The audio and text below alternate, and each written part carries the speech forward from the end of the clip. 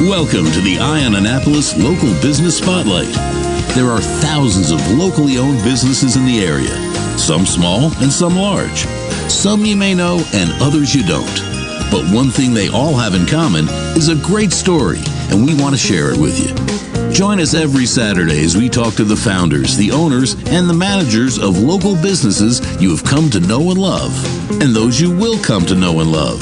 Now here's your host, John Frenay, with this week's Local Business Spotlight. You know, it's been a while since I've been here to see this view, but it does not get tiring at all. I am down at the Inn at Perry Cabin with Executive Chef Gregory James. How are you? Man, I'm great. It is beautiful outside today. Do you get tired of the view? I've been here for 3 years and you don't. You never do. You know, sometimes it's a little gloomier than other days, but you know what, today it's sunny out and it's beautiful. It is. Have you been able to find spring down here yet? I mean, we're based in Annapolis, so we haven't seen really too much of spring. We had like 1 or 2 fake days. You are correct. It has been erratic, to say the least. I've seen a day of 80, and then the next day was 32. Like, it has been a roller coaster ride of weather here so far this year. Well, I will say that if anybody wants to be treated like royalty and to dine like royalty, you want to go to the Inn at Perry Cabin, and their website is, obviously enough, inn@perrycabin.com. And right down here in beautiful St. Michael's on the Eastern Shore. And this has just been an exquisite resort. I guess that's not really It is a resort. You know, it's an inn, but we're a little bit big. We're too big for a bed and breakfast, and you know, we're a full capacity resort. We have all kinds of amenities, from golf to spa to tennis, to the yachting, to the boating. So we are a full-on resort. I was snooping around on the website this morning, and it said that you've got provisions to helicopter in. And my helicopter's in the shop. I would have brought it, but well, you know, we actually had 2 fly in today, and 1 yesterday. So that, you know, one of the dishwashers came to me this morning, like, Chef, there's 2 helicopters outside, and I said, yeah, I know. It happens quite a bit. And she's like, is the owner here? I'm like, no, they're guests. And they're like, well, they have a bunch of wine. Yeah, I know. That's hysterical. But you know, I was looking around. I was looking at some of the history at the Inn at Perry Cabin, and I was, you know, where did it come from? It dates back to 1816. I guess it was a farm. It was a farm. Then it became an equestrian farm. And then in 1980, it became what it is today as the Inn at Perry Cabin. It started with only 6 rooms. Right, and then it was sold a couple times, and it went through some expansion. Went through like a $17 million expansion early in the like early 2000s, I think it was, which is what we're looking at today. Which seems like to me, 2000 sounds like yesterday, but in realistic terms, it actually was quite a while ago. Oh, it is a while ago. And one thing that I thought was kind of curious as to how it got its name, and that apparently it was originally owned by a naval officer. Correct. Hazard Perry Cabin. When the British attacked, he was one of the people that saved this area, and so it's named after him. Yeah, it was pretty neat. And it's named after Commodore Oliver Perry's cabin. Yes. on the ship, the Niagara, I think it was. Correct.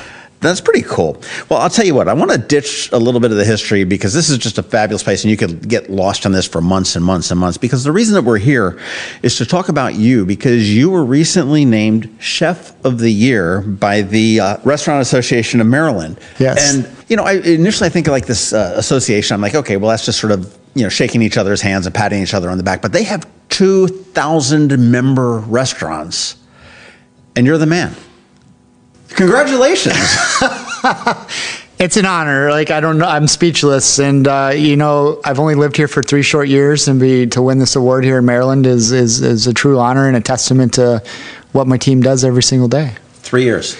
3 years. I feel kind of bad coming in and stealing it away from all the people that have been here working so hard their whole life. But, you know, I'm not ashamed. I'm just really happy that my team puts in the effort and the work, and we're super excited. Well, that's great. Well, we are sitting here in Stars Restaurant, and it is capitalized for some reason. Why is it capitalized? Stars? Yeah. Well, because it's a proper name. It's after. Well, no, it's all caps. It's all caps. Yeah, I've seen it all caps. caps. Is there a reason? I don't know. That's a great question. I've never been asked that. I'll have to find that out for you. Yeah, maybe because it's larger than life, or the food is grand. Absolutely. Yeah. Well, let's just go with that. I think that's a great. That's my new answer. Yeah, it was kind of funny. But how long has this iteration of Stars been around as the restaurant at the Inn at Perry Cabin? It started in around 2000, I think, is when Stars was born. Okay. As is today, it's only been about 2 years since the beginning of the COVID pandemic, because Stars, when I first got here, was a traditional menu of entrees, appetizers, desserts, that kind of thing. Where today it's a prefix menu, a tasting menu. So we've really changed everything that we've been doing in the last couple of years. Well, I guess you had plenty of time during COVID to figure that. We actually never closed down. We were open almost the whole time. Really? Yeah. There was a short couple months, I think. The first March to May that we closed down, and the owner came and stayed here, and we were employed, taking care of him and his family. And other than that, like short 2 or 3 months there, we've been open the whole time. That's fantastic. Well, and you mentioned that the menu is changed. And it used to be, apps and main entrees and everything else, and you've gone more toward a tasting menu. And I mean, does that change? I mean, your menu changes every single day.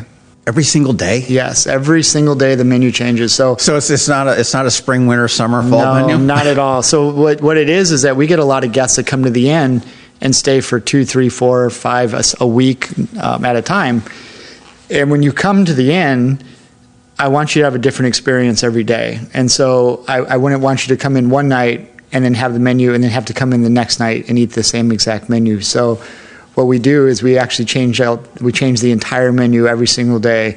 So that way when you come, you have something different to eat. It gives me something to study every single night. The new servers and the new what we call dining room assistants or food runners, it drives them nuts at first, because you study the menu, but you study the menu for that night, and then you come in the next day and it's a different menu, and you come in the next day and it's a different menu.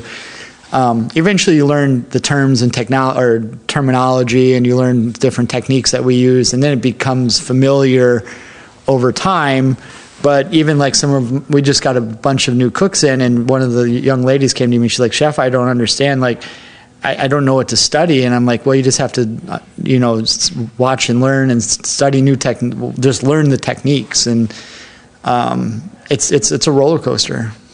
Well, that's pretty amazing that you sit there and well, I mean, it's not like, oh, it's Tuesday, it's chicken.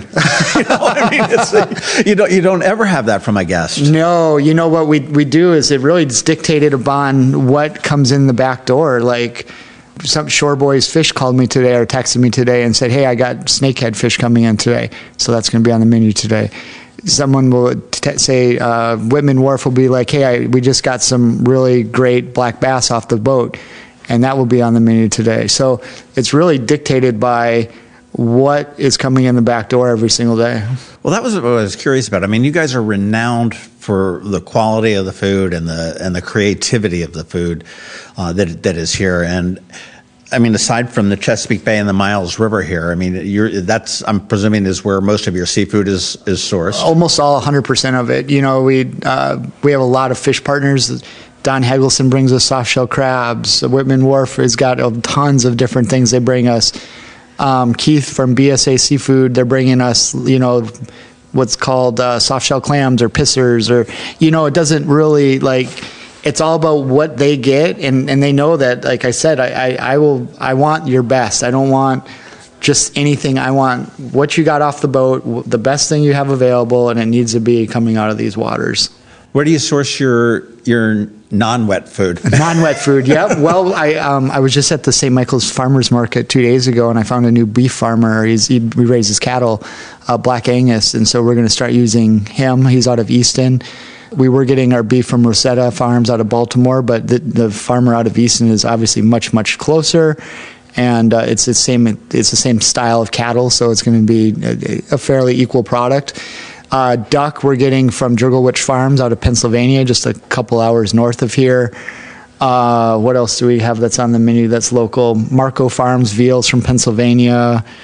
My father loved it. I hate it. Oh man, my father loved it and I love it. It's We actually have a new dish we're working on. It's a veal sweetbread dish, and it's a playoff of Eastern Shore slippery dumplings, and it's going to be really cool. We're really excited to put it out there. Neat. So, I mean, I guess it's fair to say that, I mean, if it's not hyper-locally sourced, it's definitely regionally sourced for the majority of your... Almost everything. I would, we use Allentown chicken. It's here out of Eastern Shore. Typically no chicken on the dinner menu. It's typically, off our sandwiches and things like that. So Right. Well, you had mentioned when we were talking about the Restaurant Association of Maryland, you said how you've sort of felt a little bit guilty, but not too guilty for coming in because of the team that has been working here. But I mean, how many people does it take to make this operation run? Yeah. We have about 40 cooks, and most people are shocked when they hear that. We have a full bread crew, baking crew. And this is all in behind the house, right? Yeah, 100% behind the house. This is not servers. This is not hostesses. Solely culinarians. We have about 40 culinarians that are on staff. We employ anywhere from high school students that are part of the apprenticeship program through Eastern High School. We have apprentices that are coming from international, from J1 visas. I have a bunch of college students that we're mentoring through externship program of the Culinary Institute of America. I have international workers from H-2B employees through Jamaica, and we have a bunch of homegrown talent here as well, that some from the Eastern Shore, and then some that have come with me across my travels across the United States that just kind of followed me and want to be here. Neat. What do you guys do best? Take care of our guests. Oh, there's a political answer, but no, I mean, that's what we do, though. People ask me all the time, "What do you like to cook?" And I say, I don't cook. Once you've matured in your cooking, you no longer cook for yourself. You cook for your guests, and you cook for the people.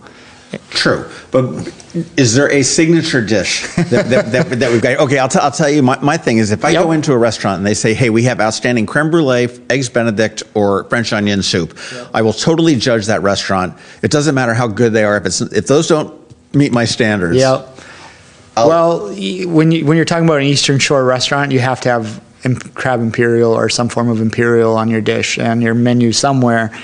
And one of our signature amuse-bouches, which is a gift from the chef, is the translation of that, is a crab imperial. And what we do is we serve it in this eggshell, and it's perfectly cut. And you can't really, it looks like a hard-boiled egg that's been emptied and cleaned, the shell only, and then you stuff the crab meat inside and then put the imperial sauce and bake it off. You can't visualize what it looks like. It's hard to, but it's amazing. Like when the guests see it, they're just like, "Holy cow, this is amazing!" Wow. I can somewhat visualize. I can visualize that it's difficult to make. Yeah, that's why it's one of our signature things. Like we serve it. It's on a rotation every couple days because we want to make sure that the guest. I mean, it is a regal dish. It is really a very refined, beautiful dish. Right. Well, Chef, you are pretty much the maestro of this, correct? That's the role of an executive chef? It is. I've built this program from the ground up, and I do have a lot of all of my fingerprints all over everything, and it takes a lot of collaboration. Like I have my cooks and sous chefs. We have a meeting. We talk about the menus. At the end of the day, it's I have to be responsible for everything, but I like to pull in my team for collaboration.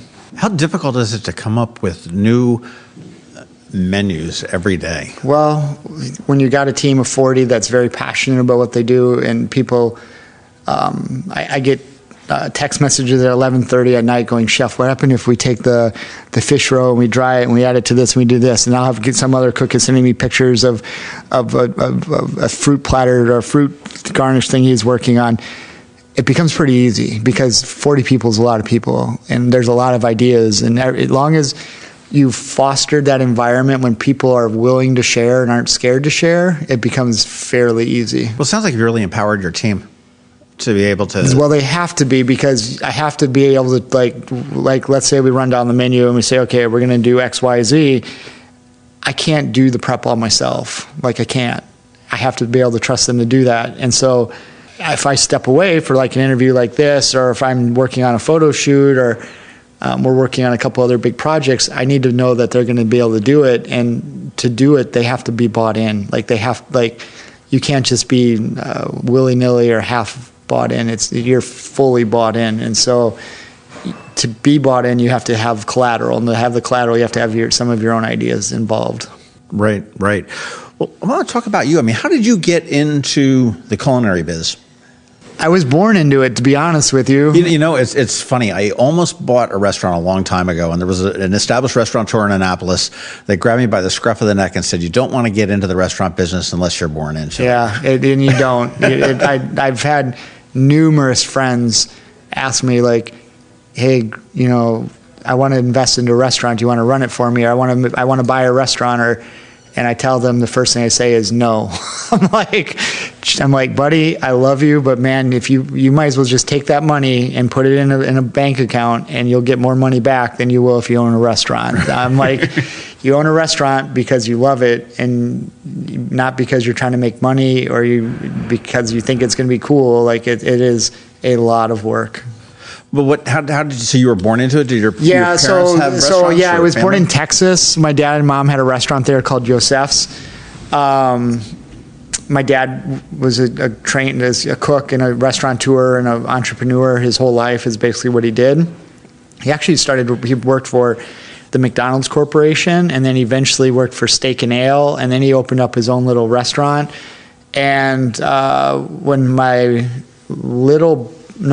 I was born, I think my mom decided she didn't want us really growing up in the restaurant business, because it was, in the 70s, it wasn't viewed as a really great career path. It was like, sure, it was the offbeat people, the people that didn't have, real jobs that did cooking. And so my mom and dad packed up and we moved to Wisconsin, and my grandfather was an accountant, and so my dad went back to college and became an accountant. And they struggled, for a while, because he was in school and she was a stay-at-home mother. So we really struggled for a long time, and then eventually became a certified public accountant. And when he was doing the accounting work for a small restaurant in the town that we were living, the two ladies that were running it were at retirement age, and they're like, "Joe, you've run restaurants before, and you kind of counsel us, and you do our paperwork, and you know how much the restaurant makes. Why don't you buy it?" And that kind of started my career. Right there. I was 15 and never done anything different. So did you go to the CIA or anything? I did. So I started cooking when I was 15. I went to this culinary institute when I was 18. It was great school. I don't recommend it for anybody at this point. The truth, it's a great school. Mm-hmm. It is. It's the best in the world. I just can't imagine putting yourself into debt, $80,000 to $100,000, and then coming out and making $20 an hour. The truth is, it's from $16 to $20 an hour, and having student debt that big. I don't know that it's the best thing. Value return on your investment. Sure. Yeah, and I truly believe that you go work in the best kitchens in the world, and you can get an education that is equal to the CIA, but you have to be willing to push yourself harder. You have to be willing to work for a little bit less, and you have to be willing to take a little bit of, you got to work at the best restaurants, and the best restaurants have tough kitchens. Sure. Well, you came here from California? I did. So I moved here from Napa. Boy, there's quite a shift in cuisine, isn't there? Yeah, it was. Man, Napa was tough. I loved Napa. I moved there. I really wanted to win a Michelin star. I was working in Yountville, California. That's where French Laundry is. It's like one of the best restaurants in the world, and Thomas Keller's, all his restaurants.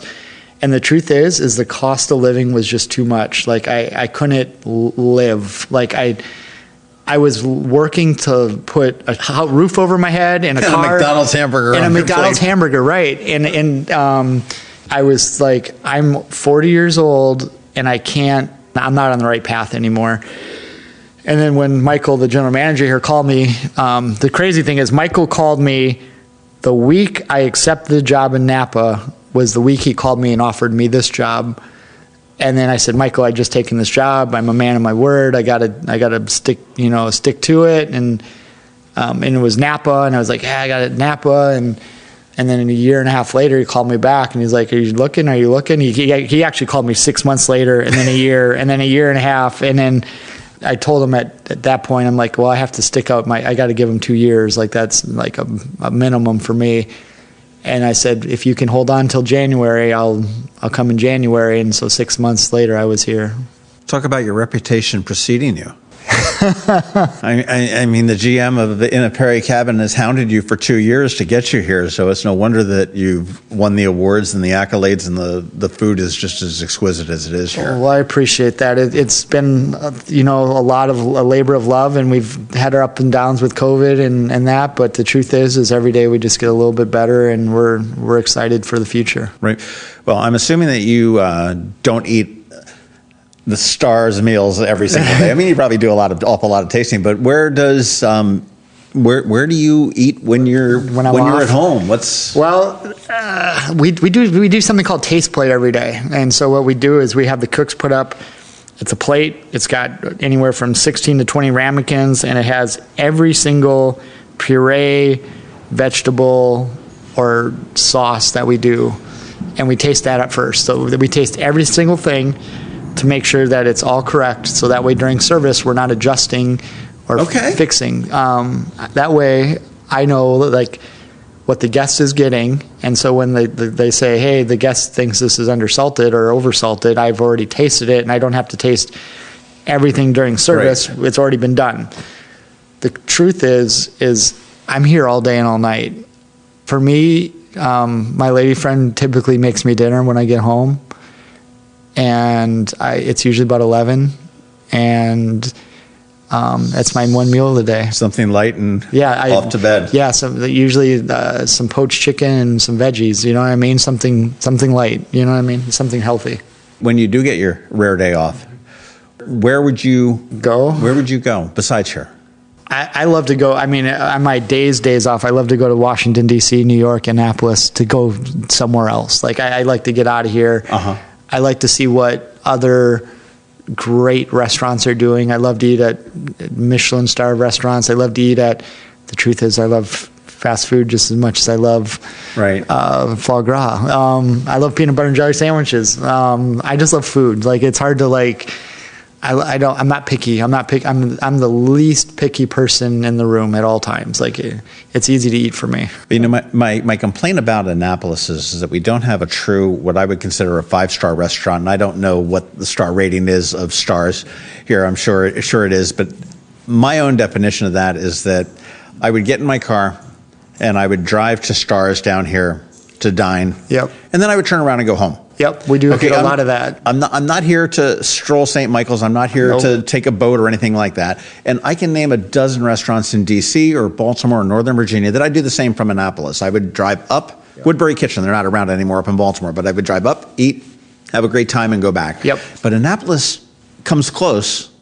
But there's Flamant is pretty good. Flamant is good. It's good. Frederick Depew is good. That's probably the best I've had in Annapolis. Yeah, and I can't think of anything other than that. There's Vin 909, which is, and there's a couple of really, I hate to say, sort of dumpy Latin restaurants, but they're absolutely outstanding, but they're in just horrible. That's crazy. Have you, the little ramen shop that's a chain? I love it.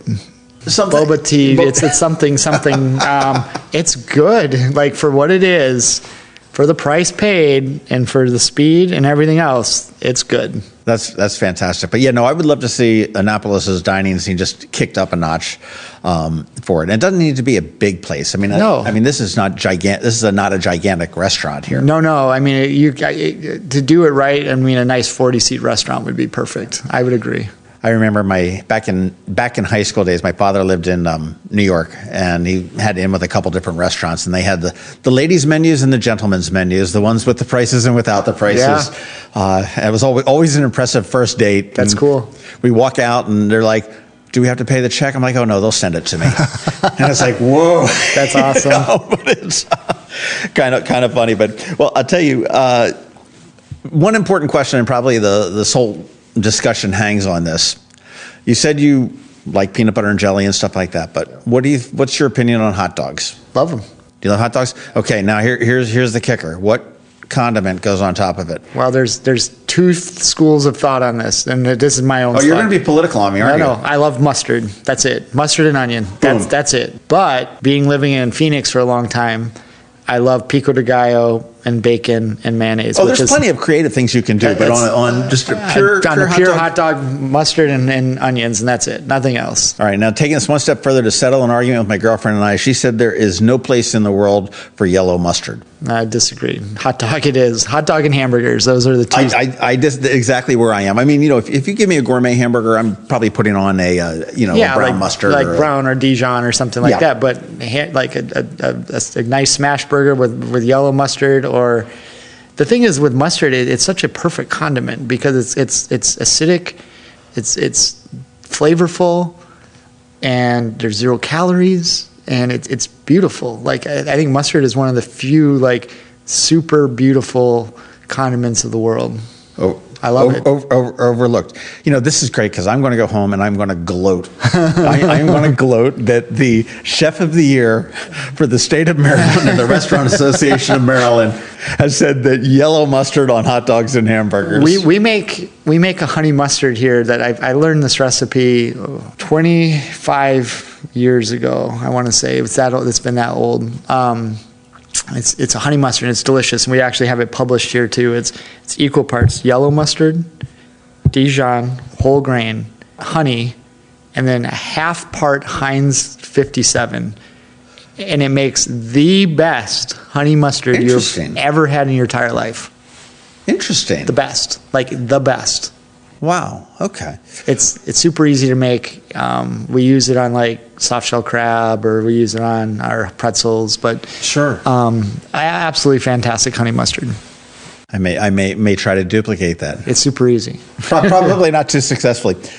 As you've traveled the world, as you've traveled the country, from Napa to, you said Phoenix to... Man, I've been all over. So I grew up born in Texas, raised in Wisconsin, moved to New York for college. From there, I lived in Chicago and in Minneapolis. From there, I moved to California, to Southern California, Palm Springs, Palm Desert, to Phoenix, to Charleston, South Carolina, to Napa, and then to here in the Eastern Shore. Charleston's got some good restaurants. Charleston was hard for me. I thought the food scene was amazing, right? The weather was like the humidity and the hurricanes. I was there and had 2 hurricanes at the time. Right. Very short time. It was 2 hurricanes. I don't know why. I just didn't love living there, and I don't know why. I think it's a great place to visit. Interesting. I thought it was a great place to go there for a weekend, but I don't like living there. That's interesting. Where's the best restaurant you've ever been to? That's so if you ever watch Netflix, and there's a show called Hero's Dream of Sushi. It's a very famous documentary about Hiro and his quest for perfect sushi. It's in Japan.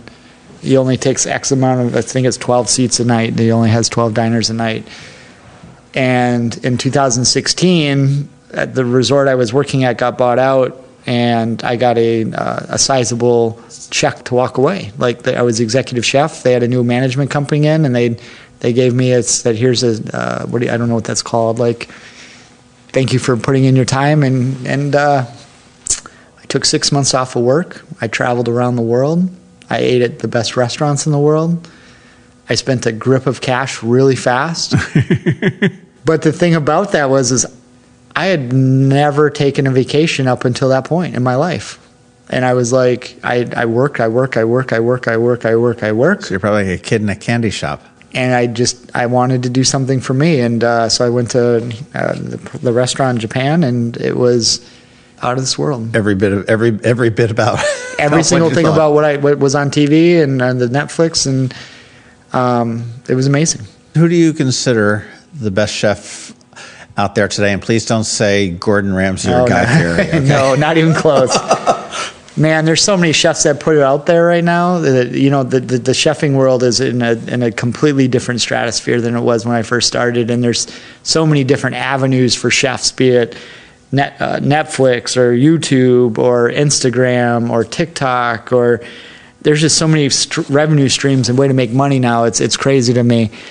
But if you're talking about pure chef, like someone that's doing the best food, I don't want to go with cliche answer would be Noma restaurant, Rene Redzepi. He's won best chef, best restaurant in the world, like 5 times in the last 10 years. And I mean, it's easy to say that because he's won all those awards. But for me, like if you're talking about longevity, and I guess another easy answer would be Thomas Keller. And I just moved here from Napa, and what he's done for American cuisine and done for fine dining restaurants across the United States is phenomenal. I don't know that you can nail it down to one. I think there's so many people doing a lot of great things. That's fair. And it's funny you mentioned TikTok and Instagram and all of that. I mean, there's so much talent, and just not the culinary world, but and all over, that everybody has it. You don't know that now everybody's got the ability to bring it out and display it, which is kind of amazing. It's crazy, right? Like just to think that, that you can make money making videos from your own home or from out here going on a boat or going wherever, like crazy. And the way that people have been able to monetize that and capitalize we're in an unprecedented time. It's amazing to me. I wish I knew more about how to do that. Well, I'll tell you, Chef Gregory James, thank you for your time this morning. I just have one more question. That it's very easy to go into any kind of a service business, whether it be retail or a restaurant or something like that, find something that has gone wrong or is just not right, and squawk about it. Yep. Okay. Complain. I'd like to see, I want to see the manager. Okay. We're sorry to the Karens out there, but you can pull a Karen on this. Yep. Let's flip this out here. What is the best compliment a chef or a server or somebody in the culinary world can get from a diner? That's a great question. I'm going to think about it for a second. I'm going to tell you a small story where I think about that. So my dad he was a restaurateur, an entrepreneur, and he used to tell me you never go into a restaurant and look for the bad things, because you can find bad things everywhere. Like you'd be like, well, this linen's got a small crease in it, or there's a stain here, or there's a piece of trash on the floor, or maybe the fries were irregularly cut.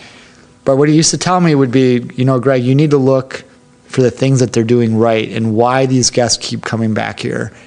And so when I dine out, I always try to find 1 or 2 good things about the place rather than looking at the negative.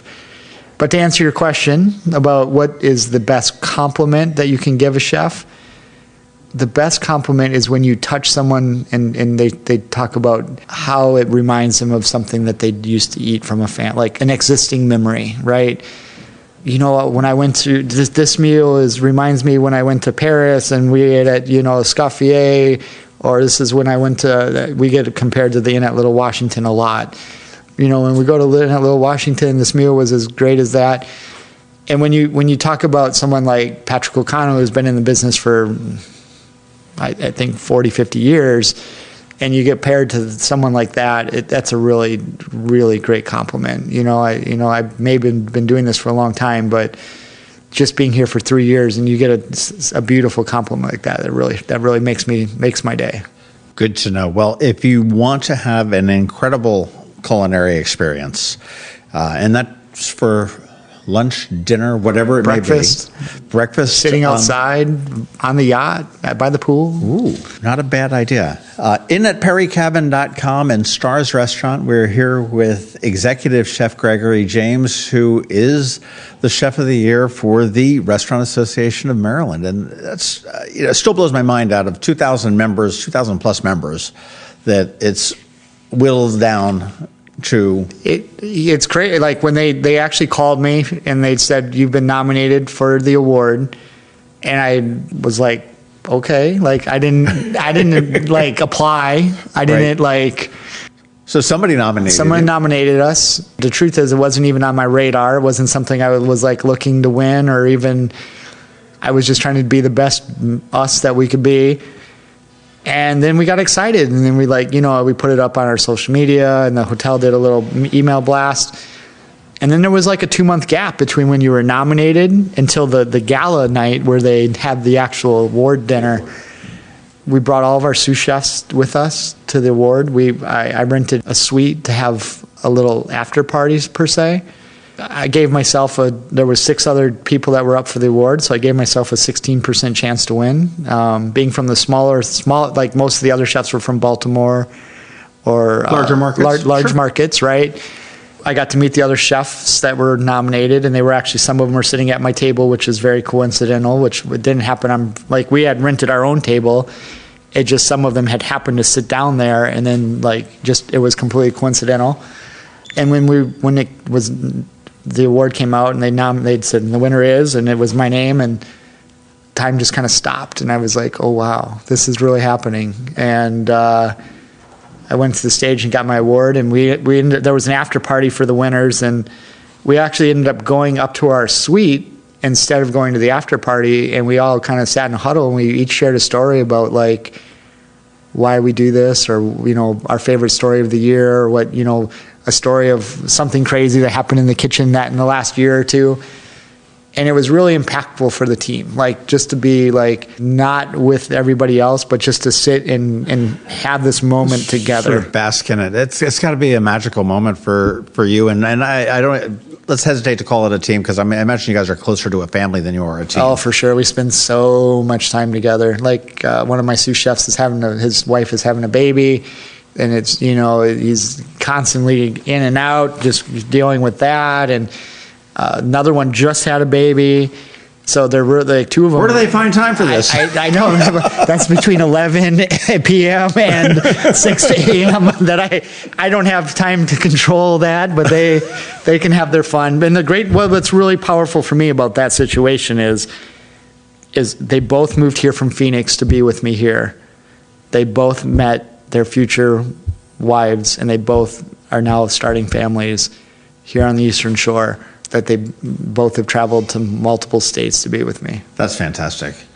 Chef Gregory James, congratulations. Thank you so Congratulations to the Inn at Perry Cabin. Come on out here and dine. Come on out here if you want to spend a weekend or a week. You can spend a month here. You will never eat the same thing twice, apparently. InAtPerryCabin.com is the website, but people know this. You can come here. If you've got a yacht, bring it on down. If you've got a helicopter, bring it on down. Or you can just go old school and just drive like I did. But it's just a wonderful place. It's a wonderful respite to get away. I do highly recommend. I spent a weekend here probably about 10 years ago, and I haven't been back too frequently. I was here for one dinner once, and it is a special treat to come here for dinner. It's definitely an experience that you will remember for quite some time. Yeah, it is. We get so many guests that come in, and they compliment the style of service that we have. There's the attentiveness that is there. The food, people are, last night we had guests that I remember they were sitting at table 30, which means nothing to all of you, but to me, I remember seeing them and coming out and saying happy birthday. And when we have a lot of people that have to celebrate birthdays and anniversaries, but certainly the fact that the chef comes out and says happy birthday, I mean, that just blows people's mind. And that's the kind of attention, the small details that matter to us. That's right. You could probably ignore the crease on the tablecloth. Yes. Yes. Chef James, thank you so much. I appreciate your time this morning. Again, congratulations. And I'm going to get back and sort of gawk at the view a little bit, because I don't get to see it as often as I should. It's beautiful. Thank you, sir. Have a good day. Thanks for listening to this week's Local Business Spotlight. Please make sure to visit eyeonannapolis.net for all your local news, events, and opinion. And in case you haven't already, please subscribe to the Eye on Annapolis Daily News Brief, where we bring you all the day's local news direct to your phone, tablet, or computer in about 10 minutes. It comes to you at 6 a.m. every Monday through Friday, and you can subscribe on Apple Podcasts, Google Podcasts, or wherever you get your podcasts.